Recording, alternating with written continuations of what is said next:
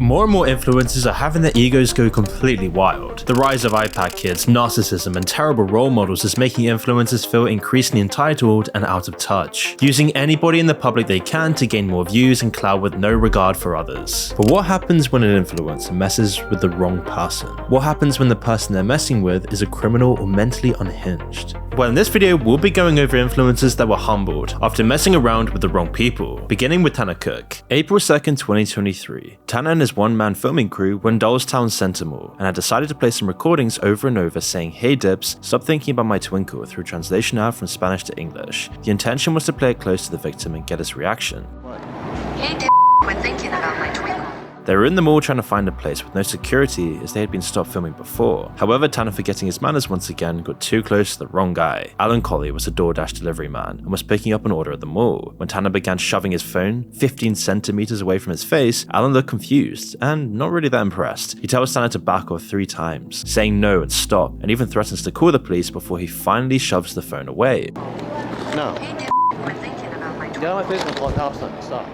But Tanner still doesn't take the hint and persists in the prank, waiting for a better reaction. Well, it was at this point that Tanner got the reaction that he was ultimately pushing for when Alan swiftly moved his jacket aside and pulled out a gun. With no hesitation, Alan shot Tanner in his lower abdomen, leaving shoppers in the mall panicked at the sound of the shot. Tanner's filmer then quickly called 911 for assistance while the mall security scrambled to find Alan to arrest him. While Alan was arrested, it is important to note that Alan surrendered and was completely compliant with the security and then the police later on. But it's safe to say that Alan's reaction was completely psychotic and absolutely reprehensible and immoral, with Tanner obviously not deserving this. However, he could have done this because being a delivery man, it is possible that Alan was aware of potential dangers, and with this particular prank, perhaps this set off alarm bells of being robbed. Even still, it's completely immoral. Tanner was then soon taken to the hospital with a gunshot wound through his stomach and liver, but survived the ordeal. In fact, he even posted from his hospital bed and seemed to enjoy the attention of the media. I was just playing a prank, a simple practical joke, and the guy didn't take it very well and shot me. After being arrested, Alan Colley would spend 8 months in jail before the court date. The entire 20-second footage was played out in court and both sides presented good points. Prosecutor Eden Holmes pushed that Alan had no cause to shoot in a mall, with the potential to hurt other shoppers, and that Tanner had not touched Alan and had presented no dangerous indications in his actions. Eden said they were holding cell phones, not weapons, and that Alan's actions were unreasonable. Alan Colley's attorney presented a stronger case as Alan had asked Tanner to back off 3 times, and since Tanner was taller and had the back of his fellow intruder, Alan actually acted out of self-defense. In the end, after 5 hours of deliberation, the jury actually agreed more to Alan acting out in self-defense as they delivered a not guilty verdict to aggravated malicious wounding and a guilty verdict to unlawful discharge of a weapon in an occupied building. Alan would walk out with time served. In an interview with Tanner and his mother, Tanner stood behind his mother mocking Alan. Regardless of the outcome,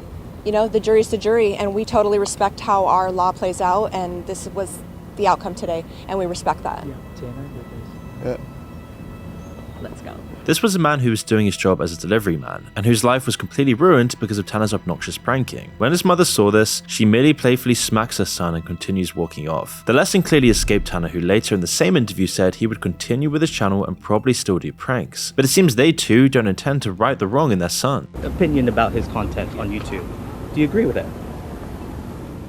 I support Tanner in whatever he decides to do, and I'm going to continue supporting him. This is terrible, psychotic iPad kid behavior, and messing with innocent people to get paid for it by YouTube isn't the message you want your kids to learn. Tanner's own words about his channel are that his goal is to bring people who are watching some kind of relief. This is a little contradictory at best. He further elaborated that his viewers like when people get frustrated on camera. As for Alan Colley, he intended to move and start fresh elsewhere. However, his face will always be well known to all of Tanner's followers, so it's very possible that Alan might not be able to fully escape the never-ending effects of this prankster. A lot of content creators seem to think they can do anything they want without consequence, that the rules don't apply to them because of their masses of followers. Unfortunately, their decisions can catch up to them, and they soon learn that they can't afford the cost of fame. Fernando Peris is a tragic example of this. From the moment he started, Fernando wasn't afraid to show off his wealth and prove he knew how to make a profit with ease. As a teen in his hometown, Fernando had his first brush with the business world, delivering pizzas and selling sandwiches. 3 years later, his father died, leaving him, his brother, and his mother with an inheritance. Fernando used the money to buy his first low-end car, which he repaired and resold to make a profit. Realizing he'd stepped into a lucrative business, Fernando doubled down on his cycle of buying, repairing, and reselling, and he made quite a bit of money doing so. So soon enough, he went from repairing old cars to renting luxury sport cars and trading crypto. At the age of 24, the Argentinian had a garage filled with expensive cars and an an eye for business that never seemed to let him down. At this point, he turned himself into a franchise, amassing over 900,000 followers on Instagram, to whom he sold the dream of becoming as rich as he was by following in his footsteps. It was a great dream to have, especially in Argentina, where the economy was failing. He was doing so well for himself that he moved to Miami, the mecca for the young rich, to open a jet ski company, and then to Spain to establish a crypto trading business. However, as much as he boasted about his wealth, there was something about his content that had people believing that something wasn't quite right. As much as Fernando boasted about his wealth, he never shared his net worth. You'd think someone with this lifestyle would jump at the chance to boast about something else, but he never had. Why would he want to hide something like that? While his Instagram posts usually consisted of luxury car, selfie, or trading advice, Fernando's life wasn't nearly as luxurious behind the scenes. According to his brother, Fernando was suffering from an anxiety disorder, which he was receiving psychiatric treatment for. Fernando claimed he was making millions through crypto. The truth was, he had developed a gambling addiction during the pandemic, lost a bunch of money investing in crypto, and found himself in an insane amount of debt, reportedly owing the Argentinian tax agency millions. Worse so, Fernando seemed determined to create problems for himself wherever he went. He got into a fight with a police officer in Mar del Plata over a breathalyzer test, and there was even a case open that linked him to drug trafficking. His lack of care in certain aspects of his business was evident. Quickly, sponsors removed their branding from his dealerships due to his mismanagement, but Fernando got into a heated argument with one of the clients after he failed to deliver cars at the promised time, an unfortunate pattern that would lead to an untimely end. Over the years, Fernando registered several companies. However, some had no tax identification number, and others were suspected of existing solely for fraud. While it initially seemed like Fernando had moved to America because it offered better opportunities, it's more likely that he ran away to avoid paying the money he owed. Unfortunately for Fernando, the tax agency wasn't the only one he owed money to, and the consequences of his actions would soon catch up with him. In July of 2023, after years of avoiding his home country, Fernando returned to Argentina on a trip that was only supposed to last a few days. His posts had become less flashy and contained cryptic messages, and on the 15th, Fernando wrote his final post, quote, "Hello mum, I needed to clear my head as always, and from here I'm realizing two things, that we can't escape from problems and that problems will follow us. Well, if something happens to me, everyone is warned." Suddenly, there was silence for 8 days. People suspected he had disappeared, but no one knew where. All anyone knew was that Fernando had failed to return the keys to the apartment he was renting, and that he hadn't answered his phone. He seemed to have disappeared off the face of the planet. But then, on the 23rd, he was found. You see, a couple of children were playing soccer in Buenos Aires, the capital of Argentina, when they noticed a large red suitcase abandoned near the river. Understandably curious, they went over to investigate and discovered something that would traumatize them for the rest of their lives: the dismembered body of Fernando. They ran to tell their parents, who contacted the police, and they managed to identify Fernando by his tattoos and fingerprints. This was confirmed when the authorities found his head floating in a rucksack downstream.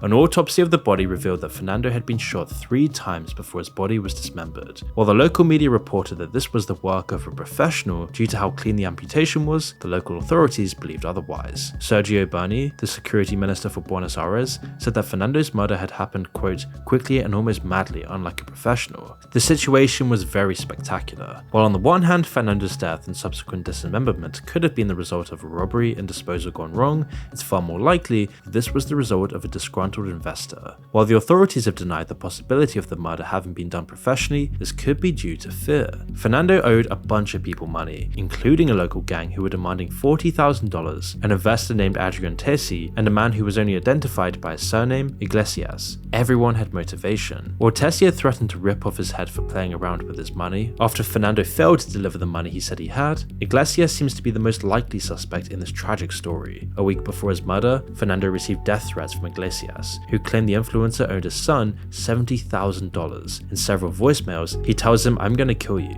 I'm gonna do something worse to you. I'm gonna gouge out your eyes and cut off your hands so that you can't have any more money in your life. I swear on my children that I have no problems going to jail." And quote, "You betrayed me and you caught me. I have a poison with you that I hate you." Finally, Iglesias told Fernando they should see each other face to face. A week later, he was dead. Now, I'm not claiming that he did it, and I wouldn't accuse him of doing so, but I'll let you draw your own conclusions. The only person who has been arrested for his murder is a woman linked to some paperwork that was found in the suitcase. But today, the case is still unknown about who actually did this, with the real suspect still at large. Fernando is a tragic lesson of what happens when an influencer has to live a luxurious lifestyle they can't even afford, getting mixed up with the wrong people, all to maintain a broken facade.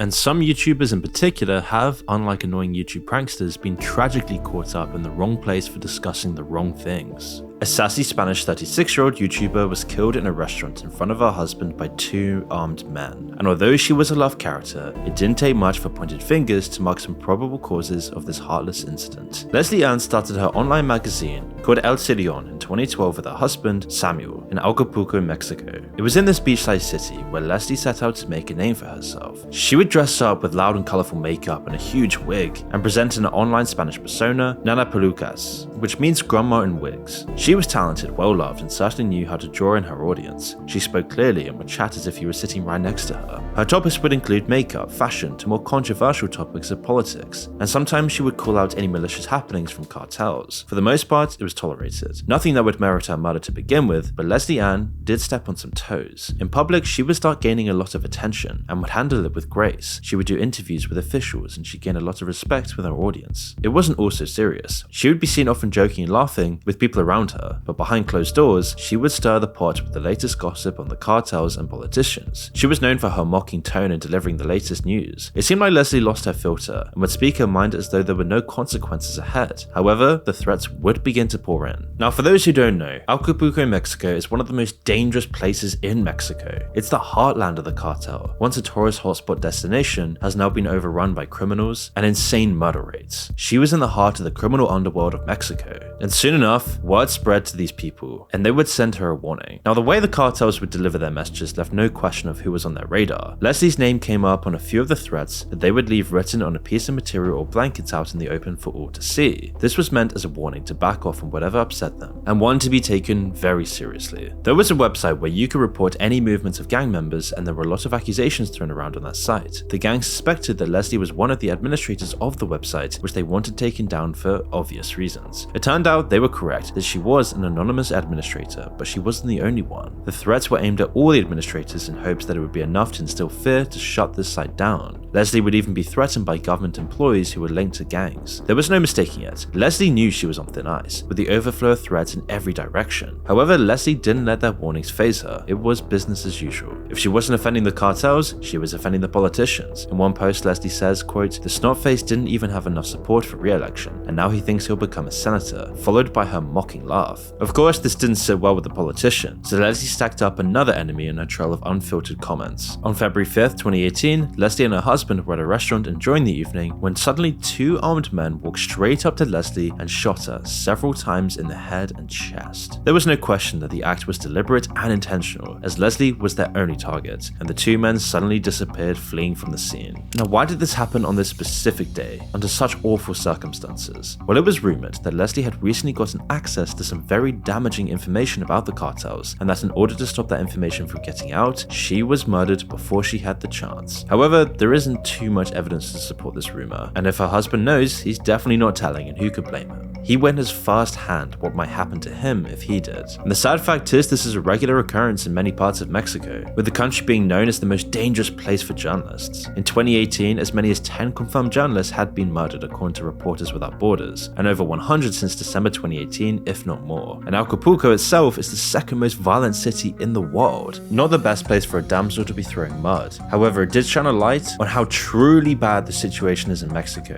where just calling out criminals will have you left in the dirt with no repercussions, and the government looking the other way because of the corruption within the country. As a result, many of these kinds of murders are left unresolved, as no one is brave enough to even come forward under the brutality of the cartels if it's cartel related, and even if officials do make an arrest, it's never the head of the snake. The criminal case is still open, and her family will probably never receive the justice that they deserve. But had she heeded those warnings and stayed away from such dangerous topics, she may have escaped such a horrible demise. But not all content creators are this brave.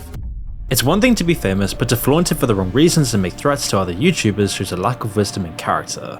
Aiden, you are a f***ing liar! Lie to your audience! Yo, Aiden, lie to your audience again! This YouTuber openly made some threats to another YouTuber, and in the end, his bark was worse than his bite. In fact, he was made a fool of in public, and rightfully so. You don't just go around throwing mud and expect not to get dirty, right? You see, Zerka started off in January 2019 as just a chatting profile on Twitch, but it seems that Zerka doesn't know what boundaries are, and has no problem crossing them. Number two, the fucking pirate guy, I know him in real life. He doesn't have a job, he lives under a fucking bridge, I know him. The first time he got banned was in June 2019, 2014 when he showed violent content of other banned streamers, which obviously goes against Twitch policies. The second time Zarka was banned, it was for a photo of a girl in a bikini on stream for a period. That ban lasted 1 month, and as per Zarka, he just thought it would be harmless and hoped to blow up women who pose in a sexual manner in pools, but basically just doing anything to stir up some traffic and attention. And it worked. Besides another 2-week ban that seems to be about Zarka's derogatory decorum on the platform, he was eventually banned indefinitely after clips surfaced of John with underage girls with some not so savory manners. However, John claims it was because of hate speech and using the N-word. Regardless, he was kicked off Twitch, but he didn't really seem fazed. As he'd already built up this loyal audience, through all this crazy stuff he was doing on Twitch, he was able to easily move on to YouTube and Kick. And sadly, because he gained attention from doing this in the first place, his demeanor only got worse. He became more and more crazy, more arrogant, and a menacing figure that gained a bunch of attention with a skyrocketing number of followers. Do it on a lie detector test, clown white woman.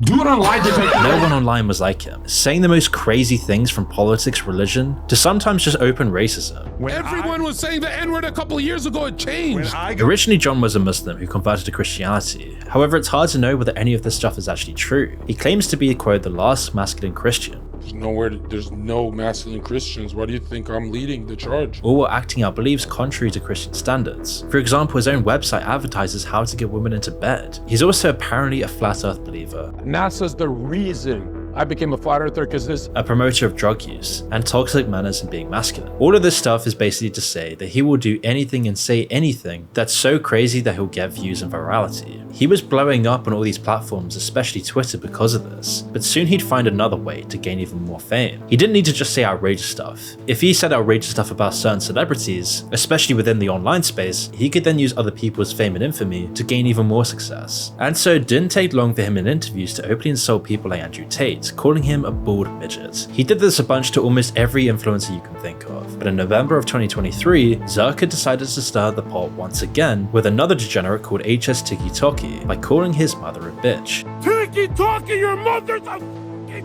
whore! This just blew up with the social media influencer community, but Zarka didn't stop there. He went on to say he had Pammy Baby, who was Aiden Ross's ex. Trying to embarrass me? I Pammy! I literally Pammy! It was getting so crazy, with Zarka's drug use getting out of hand, that people decided to finally take action against him. After he said the following quote, Where's your boy? He challenged me. He said Circa's a pussy. Circa's Tiki Toki's mother. Come save your mother. Yeah. Hey, Tiki Toki, Aiden Ross! K2 gang, where the you guys at? All of this crazy stuff just added more fuel to the fire, and his manic state was getting worse. He was so far deep, he just decided to jump all in, going so far as to claim he would take on HS Tiki Toki if he found him on the streets, and that's exactly what happened. It didn't take long for Zarka to find HS Tiki Toki in Miami, and the two would quickly get into a physical altercation, which was, to say the least, an absolute embarrassment to Zarka, and hilarious to everyone online. The fight went completely viral, with flowing comments not in Zarka's favor, but actually just making this guy HS Tiki Toki seem to be the man of the fight, a fight that only lasted 2 minutes. It was hilarious. HS Tiki Toki's all dressed up in a restaurant, and Zarka's prepared in his training gear, and still gets completely wiped to the floor by HS Tiki Toki. And if anything, almost everyone online found this quite satisfying, a loudmouth getting silenced on the street, showing you can't just go after someone's family. And to be fair, HS Tiki Toki was completely antagonized by Zarka, who was disgracefully disrespectful. Eventually someone was going to put him in his place. While some say it would have been better for HS Tiki Toki to walk away, it wouldn't have had the same impact of the lessons so well delivered to Zarka. And nowadays no one ever hears of this guy anymore. After he got wiped to the floor, everyone just sees him for what he is. In an interview later, HS Tiki Toki confirmed the reason behind the fight, saying he would never be friends with someone disrespecting his mother, and that was the reason for the fight. I would never be friends with someone that calls my mum a whore, in a joking way or not. Now Zarka does still make content, and recently he just picked on a fellow lady influencer, Sarah Safari, accusing her of clout chasing and telling her to stop being the town bicycle. This just goes to say that if you say the most degenerate things online, you can gain fame and money, but eventually you may face the consequences. You can't keep stirring the hornet's nest without being stung, it's just a matter of time. As was the case for the final guy on this list. A YouTuber known as Boogie2988 started this channel on April 5th, 2006, and mostly spoke about gaming and Dungeons and Dragons. Almost instantly, he became a viral sensation on the internet. Even today, everybody knows about him, and his online character called Francis. As his online character, he said a bunch of unfiltered stuff, and ultimately, this would lead to his demise and financial ruin. Why? Because eventually, everything you say catches up with you, especially online. One for me and one for the hooker. One for me and one for my hooker. He would constantly vlog his life, make jokes, jump into swimming pools as this obese man, and ramble on in his videos. And by doing this, he was able to make a fortune. But eventually he would start saying things that would offend the wrong people. He was known to use the N-word on more than one occasion. And I know that I could still be and be white. And as time went by, more and more of his viewers would find the flaws in his character to be unacceptable, especially when it came out that he was verbally and emotionally abusive to his wife. My anxiety was so bad that she was kind of walking on eggshells all the time because she was afraid of scaring me, upsetting me, hurting me. During a podcast, Boogie2988 made a statement that there was a lot of medical good that came out of the Holocaust. If you think about it, some good came from all of that. He later retracted the statement, but it was too late. Hiding behind dark humor, he made fun of his dead ex-girlfriend and claimed that the dark humor was shared and that his ex-girlfriend would have appreciated the sentiment. And so f*** her. And now she's dead. Actually, both of them are dead. The girl is dead, my mom is dead, everyone I know and love is dead. Wait, the girl died? Whoa. It was really distasteful. Christopher Tom, another YouTuber, exposed Boogie2988 in 2019. He put out a 54-minute long video explaining why Boogie was losing subscribers fast. And the video showed that Boogie really wasn't a great person, saying things like he wants to suck Mickey Mouse's big dick, which is just so dumb and vulgar. Please give daddy your money or else I'll never be able to suck Mickey Mouse off. I want to suck Mickey Mouse's big dick.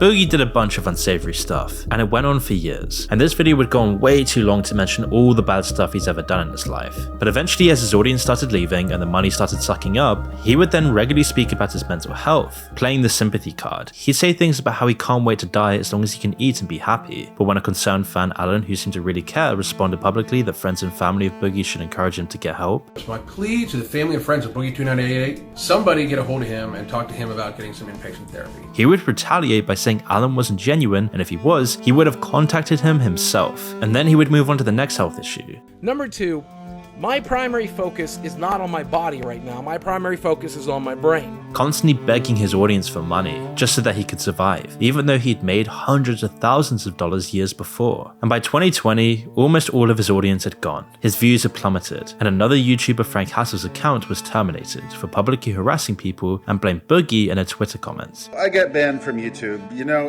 it was inevitable, I guess, when you thoroughly dominate someone, they want to enact revenge somehow. Now, Boogie was in desperate measures by this point. His mental and physical health was declining, his money shriveling up, and the stress was getting to him. So Boogie didn't take this well, and Frank and Boogie got into a bit of a back and forth verbal brawl, but it seemed to only escalate when Boogie threatened to kill Frank. I made it very clear. He goes home in a body bag. So Frank actually found Boogie's house and went out looking for him, going right up to his house. And Boogie was standing right outside his front door with a gun, telling Frank to leave. And by this point, this whole Twitter brawl had gotten way out of hand, and Frank wasn't budging or leaving. Now Frank's demeanor was insulting, antagonistic, and all the while clearly mocking Boogie. So Boogie spoke back behind closed doors, letting Frank know he would be coming out with a gun, and when Frank became almost mockingly frenzied, after Boogie opened the door and dared him to shoot, Boogie did actually fire a warning shot. Perhaps it was because Frank realized Boogie meant business and the gun was real, that he did actually leave. I'm asking you to leave.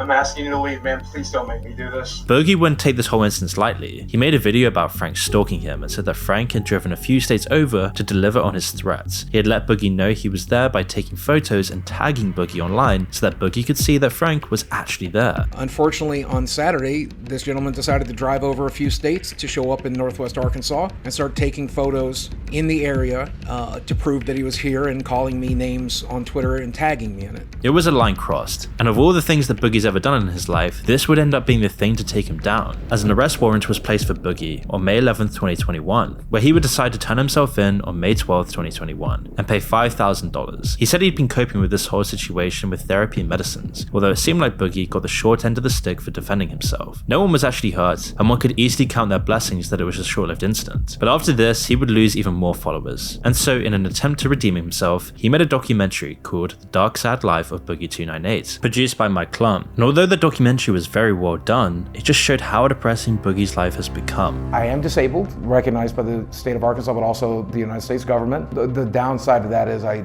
am extremely depressed, so there's some mental health issues that we bring to the table. Physically, I am morbidly obese. I have no references, no work history, and no education. And it seems like these incidences of running into the wrong people like Frank is just going to continue on in his life if he doesn't sort out the major problems holding back his YouTube career.